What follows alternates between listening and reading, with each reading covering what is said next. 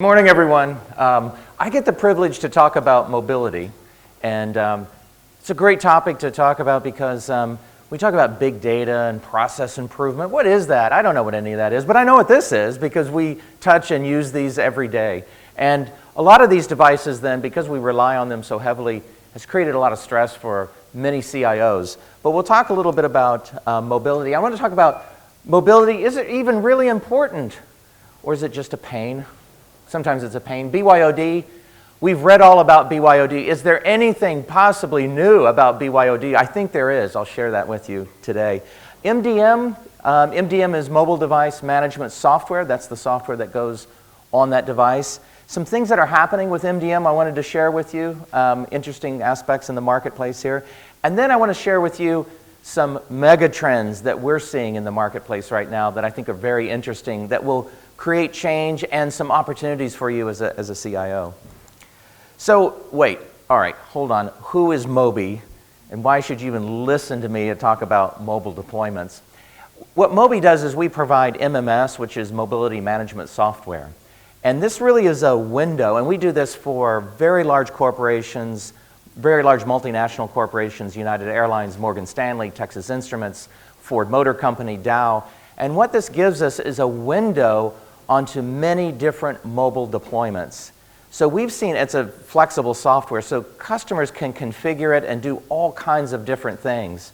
So because of this, we have seen many very successful mobility programs. And to be honest with you, we've seen some deployments that haven't worked out so well, programs that ended up getting tweaked. So we've got this view onto very large corporations, what they're doing on mobility, and what I want to share with you is changes that we're seeing and then some practices that have been very successful. So is mobility really important? Why should it even occupy your mind space?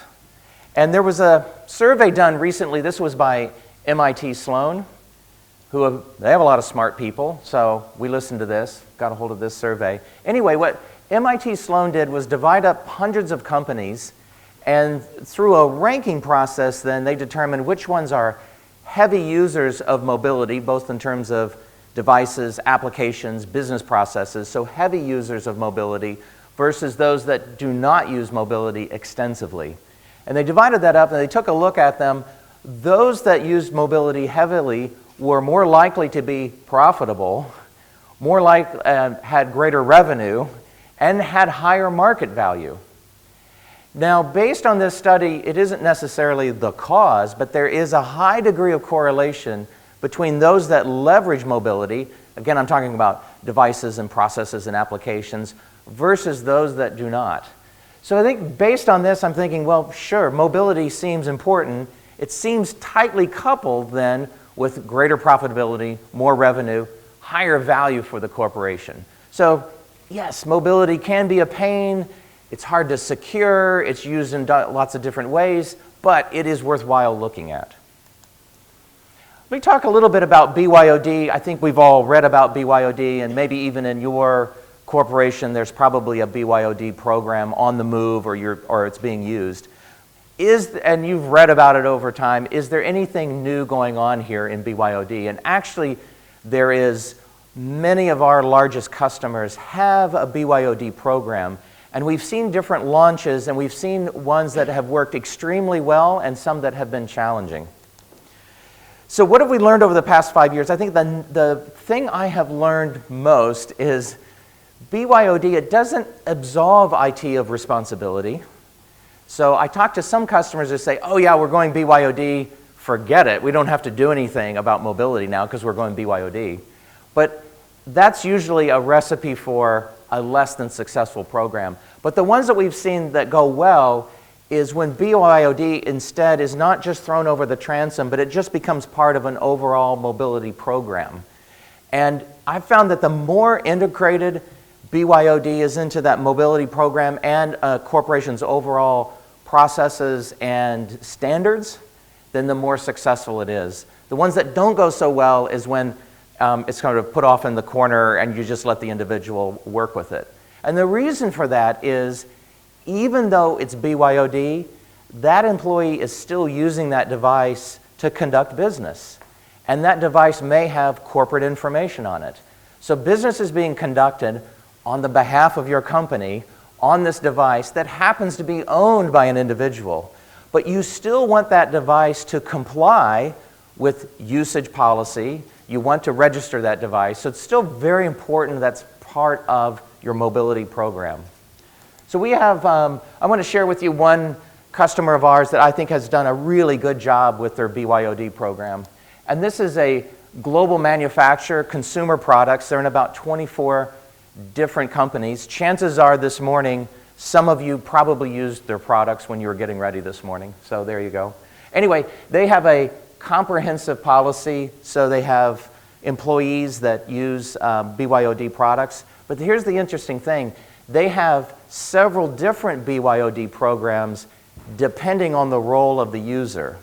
So a vice president that has a device gets different privileges and gets different stipends payments than someone that's a manager. So several different programs are actually nested in here. One really interesting thing that this particular company was doing is they were doing deductions based on the end user policy, and those deductions then they'll take out money, and actually Mobi then ends up paying those stipends payments through the carrier. And this was a way for this particular company to avoid the tax implications of a stipends payment. Because a stipends payment is a reimbursement, and it depends on the country and the tax laws, but that reimbursement can be a taxable event. So what this company ends up doing is delivering the stipends payment through the carrier on the carrier bill. So when that individual gets their bill, they see their stipends payment as a credit, and this company ended up avoiding a tax implication on that reimbursement. So that was pretty clever. And all of this is managed and reported, so this company knows at any point in time who gets what stipends payment and how much has been paid. By the way, most companies now are on a stipends payment that's fixed rather than having the individual go and identify the business calls. I mean, that eats up a lot of time. So definitely that trend has gone away. But the best thing about this too is this company provides to the end users a view of what their device is and what's been registered. In addition, there's a policy. You have to opt in and agree to a policy.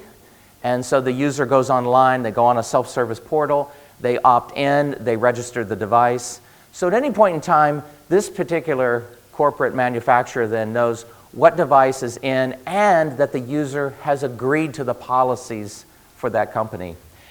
BYOD seems simple, but it gets kind of complicated. For example, say an individual has a corporate-owned device, but they want to use their tablet. Maybe your corporation says, okay, that's okay. You can be in a combination. You can be BYOD on your tablet, but you have a corporate-owned smartphone. So a company has to really think through these things about, oftentimes it's in combination. A lot of users will have multiple devices. Well, how many BYOD devices are you going to allow? All of that has to be clearly stated, and it's best if it's not clearly stated in an email that goes out. Rather, that's sitting in a portal and that an individual end user then accepts that policy. It's a lot better way to do it. That's what this company did. Anyway, we've been privileged then to help this particular company manage all of that particular BYOD deployment. Lots of savings, and they aren't struggling then with lots of emails or humans that have to go and manage this program. Software does it itself. But I think the main message here for you to take away is if you're launching BYOD, make sure that it's part of your overall mobility program. Don't just set it aside and don't just assume that the end users are going to deal with it. Embrace that, incorporate that in your overall mobility program. One more thing that I would like to say about BYOD that often goes unnoticed is there's an assumption of savings because you are not buying that particular device. And to a degree that is true because that individual is buying that device. But I find most companies focus too much on the device cost of maybe it might be a few hundred quid, but they focus on that. And the reason they focus on that is because it's physical, it's something you can see. But the more hidden cost is the network service that's behind that, as well as the administrative costs on it. A lot of times that is not seen. So Gartner did a study about this, and what they found was, and here that about $700, this is in US, per year in internal costs of just managing that particular device. And I think a lot of companies, that's what they don't see. They don't realize that they're still going to be supporting that device, even though the individual bought it. The other thing that I'm finding in BYOD is the ethical and legal implications of if that individual leaves the company and there's company data on that device, then what is ethical and right for that company to do in terms of wiping that particular device? And this gets touchy in different countries and even within the US between different states on what is the corporation's rights on that device that's owned by an individual. If you think about it, that can get a little touchy because, wait a minute, you, corporation, you're doing things on my device, but I own that device. And it's in that murky area of data, it's in the cloud, but it's replicated on the device. You know, who really owns that, and what are the rights of a corporation with a individually owned device? Based on that, based on the fact that you still have internal costs on supporting that device, and the legal and ethical implications of what you can do on a device owned by an individual, we're seeing a different model start to emerge. We talk BYOD, bring your own device, we all know that. But I'm seeing corporations go to what's called COPE, corporate owned, personally enabled. So actually a swing away from BYOD where the corporation says, look, I don't want to deal with the questions around what I can do on that phone, I'm going to buy it. Corporation says, to heck with it, it's a few $100, I'm going to buy it. The corporation owns it. That gives the corporation full rights to do what needs to be done on that device. But personally enabled, yes. So end user, if you would like to download Shazam so you can find out what music is being played, you're welcome to do that. Feel free to download Shazam. Or you need to download WhatsApp because you use that, sure, go ahead and download it. But look for a trend that's happening next time you're thinking about mobility, a trend away from BYOD, COPE, corporately owned, that gives you the rights to do what needs to be done on that device. Personally enabled, you let that end user download the applications that they prefer, even if it's an application purely for personal use. Okay, that's BYOD. MDM, this is mobile device management. So this is the software that actually goes on your device. There's an MDM player here, AirWatch, there's Mobile Iron. Microsoft is entering the market. So Zen, so there's lots of different options then with mobile device management. But there's a couple of interesting things that I'm seeing in MDM. Again, Mobi does not sell MDM, but we're related to it. Mobi does pull information from the MDM software. MDM is becoming less isolated, and I'm finding that it's becoming more diverse. So let me share with you what we're seeing right now. So MDM, if you're not familiar with it, it's sort of evolved alongside BYOD. So as end users were bringing their own device, then corporations needed some way to manage that device, and so MDM software emerged to do that. It's been very successful, and a very successful niche. You'll find it on most corporate phones that are out there. Security and management capabilities, that's what MDM does. And I would argue probably an indispensable part of any corporate mobility program. Absolutely used widely. But it really has evolved independent, which often happens in IT when a new niche emerges. It evolves independent of other management systems. And security on it often requires human interaction on a swivel chair. So something happens, oftentimes someone in IT or telecom is swiveling and logging into a different system. They'll get a notification from the MDM software, so the MDM software will alert them to some sort of condition that has been preset. Then someone on IT staff has to say, okay, that's happened, what do I do from here? Oh, I have to shut off the carrier service. Okay, I'll go over to this portal here for Deutsche Telekom and I got to disconnect the service. So usually you're swiveling around. So what we're seeing happen is MDM is starting to be integrated with mobility management software. So it's starting to become one. So, and the reason for that is MMS, mobility management software, provides end-user self-service. Why is that important? Let's say you're in the taxi later on and you realize you left your phone in the taxi. You phone up your IT staff to say, oh my gosh, I left my phone there. It needs to be shut down. And IT staff has gone away for the day.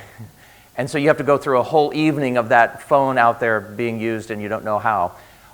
With MMS software, you would log into a self-service portal. You yourself could wipe that phone or disable that phone yourself off of that portal. So end-user self-service. Another reason why MMS is getting tied to MDM software is MDM software, it's device-focused. It really operates on that device. And what MMS does is it ties into the HR system, so it knows who's that individual associated with that device. So it bridges that gap between device and human. The MMS software does that. And with the integration of MDM, then through extension, MDM knows who that particular user is. Even if that device gets moved to a different user, MMS will keep up with that, so the MDM knows what software or what human is behind that particular device. And then the other key thing that MMS does that isn't necessarily embedded in MDM is all the business rules and process flows that a corporation does. So MMS will tie that MDM software into that. And so for example, why does that matter? If an individual leaves the corporation, most corporations want that phone wiped immediately and the carrier service to be shut off. MDM doesn't know that, doesn't know that a human has left, but the MMS software does, because the MMS software is tied into the HR system. Someone leaves the corporation, the MMS software turns off that carrier service on that device, reaches into that device to the MDM software, and wipes it. So that's part, and does that automatically. A human isn't running around and doing that. The software, the MMS software is doing that. Why? Because those business rules are in the MMS software, but not in the MDM software.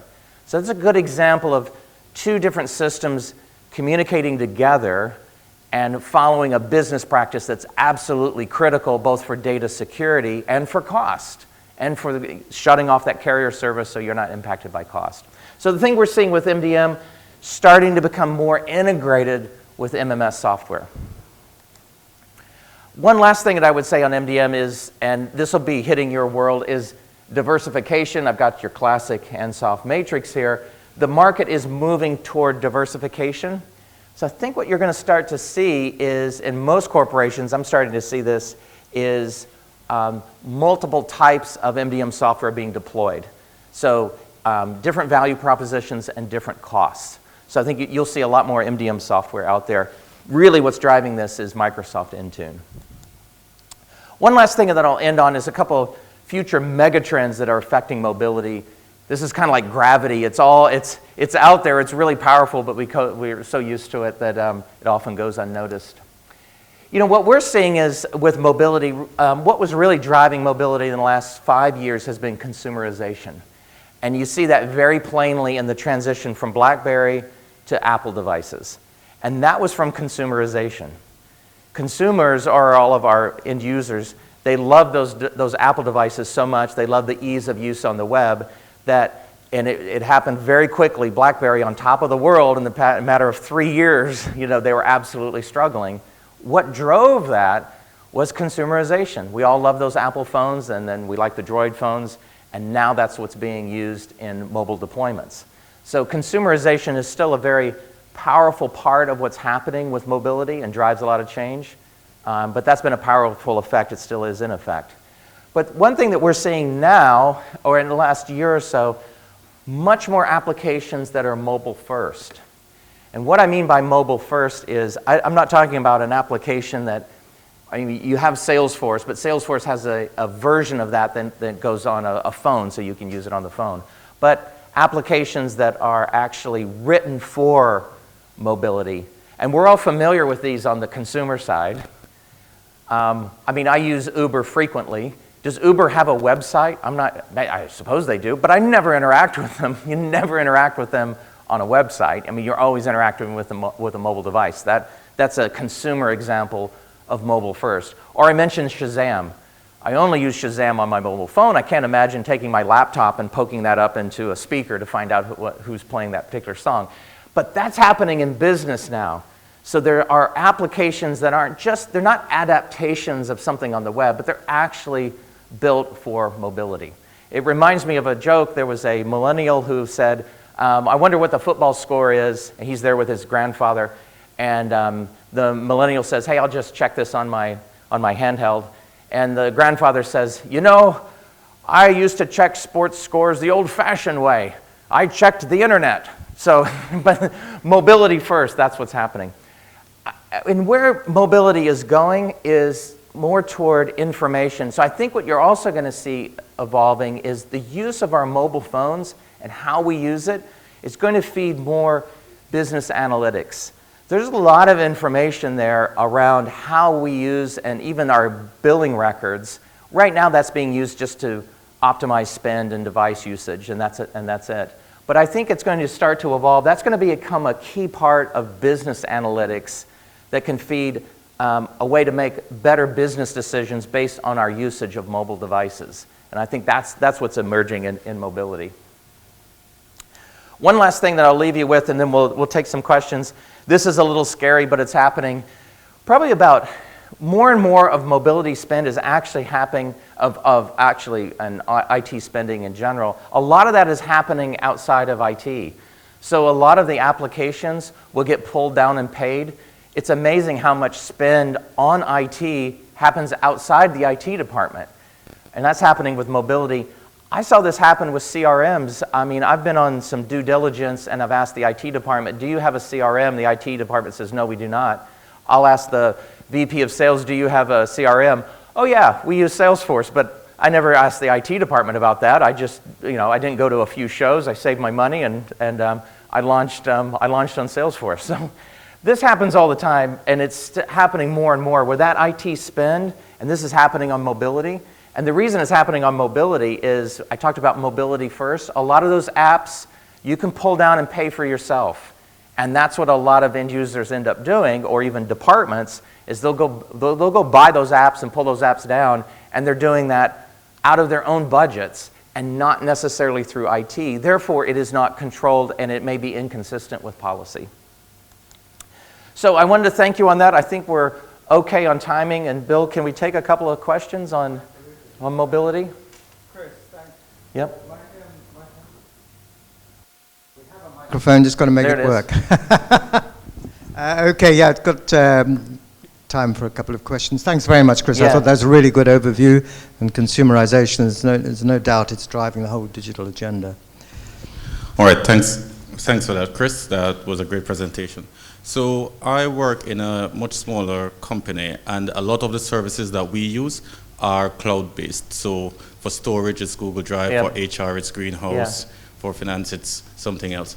How do you think, in that world, in that environment, where would Mobi and, whole mobile device management fit in? Because basically anybody with any device can access the services, but yet we still need to secure them. Yeah, so I would say if you're relying on cloud, and Mobi is just another cloud service, the thing that I would stress is make sure that think securing applications more so than securing device.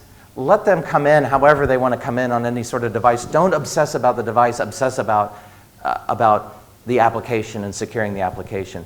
Because that's the way the world is. Those applications are going to sit in the cloud, and more of them will sit in the cloud. So think application security more so than device security would be my recommendation. Any other questions?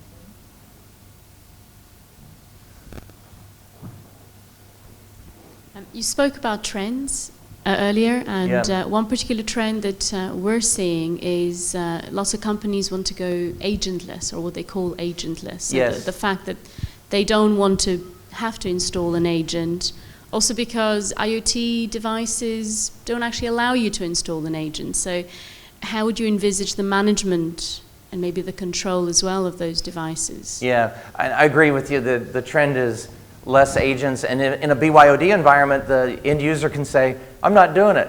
I'm not putting any agents on there because they eat up, there's always that app running, it eats up my battery, I don't want to do it. So I think the key is registering the device, serial number, so registering the device. And this kind of gets back to forget trying to control that device and forget all the agents on there. Know what that, you'll know what that, what they're using. You can get that through the carrier information. But yeah, I would say know what device that they're using and know when they're going to be due for an upgrade and know that that has been approved for the policy. But I would run it without an agent, which means run it from the cloud and embrace agentlessness. Yes. Thanks very much. Any other questions? Just a quick one, Chris. Do you see any differences between public sector and private sector in terms of security management? Yeah, I've seen in public sector tends to be more prescriptive around how the cloud is operated.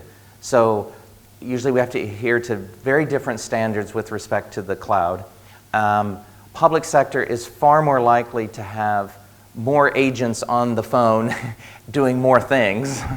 But I think those are the chief differences, and that is around securing the device. They'll go much further on securing the device in public sector.